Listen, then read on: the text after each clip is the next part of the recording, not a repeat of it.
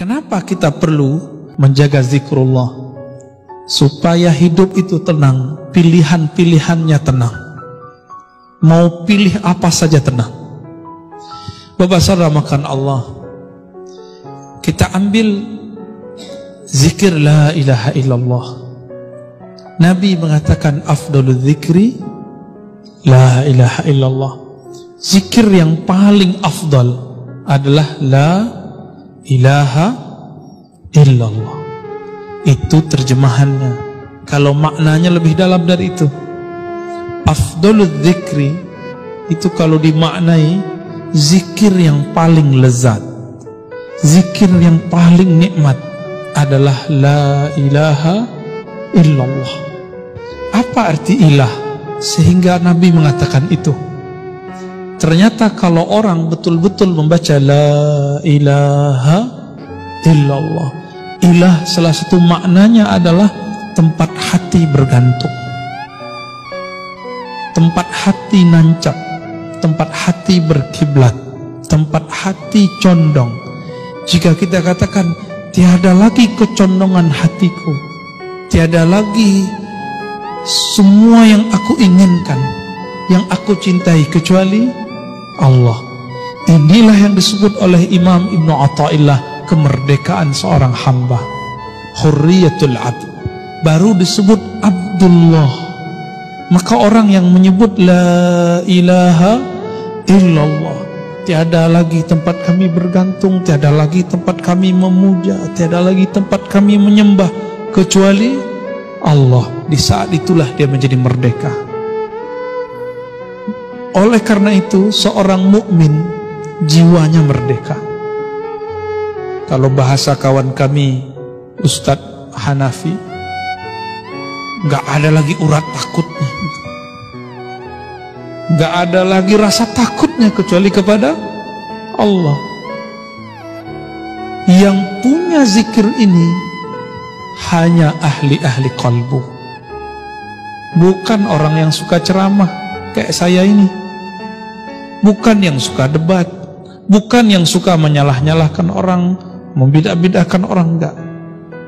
Mereka ini lebih suka menyebut nama Allah, la ilaha illallah. Terdiri dari apa kalimat ini? Ulama-ulama ahlus sunnah mengatakan la ilaha illallah itu terdiri dari dua inti. La ilaha namanya nafi. Nafi sudah jadi bahasa Indonesia penafian. Ditiadakan apapun dalam pikiran, apapun dalam hati, illallah kecuali Allah. Makanya ulama-ulama terdahulu punya teknik membaca la ilaha illallah, ada tekniknya. Kenapa Bapak Ibu baca la ilaha tidak ada merindingnya, tidak ada getarannya? Karena tidak punya teknik. Buat rendang, kalau tidak diaduk,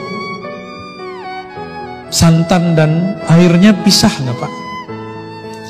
Nah, adukan itulah kira-kira ilustrasi baca la ilaha illallah, kalbunya harus diaduk. Mengaduk kalbu itulah, menghantam kalbu itulah yang membuat kalbu itu terasa tenang. Disitulah getaran-getaran kulit terasa, gemetar, bulu roma berdiri, ada rasa yang tidak bisa diceritakan. Tapi kalau mau tahu, fas'alu ahla dzikri, tanyalah ke ahlinya, ya? Itu tidak diobral, tidak diobral. Kalau zikir-zikir biasa itu bisa dijelaskan kapanpun, tapi kalau tekniknya tidak. Nah itu nafi. Illallah itu isbat. Apa arti isbat? Isbat berarti penetapan. Tiada yang disembah kecuali Allah, tiada yang dituju kecuali Allah, tiada yang diharap kecuali Allah. Orang kalau begini, PNS kalau begini, karyawan kalau begini, nggak perlu fingerprint, kerjanya pasti selesai.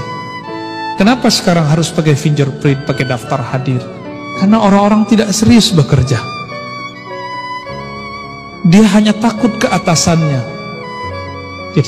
nggak takut kepada Allah.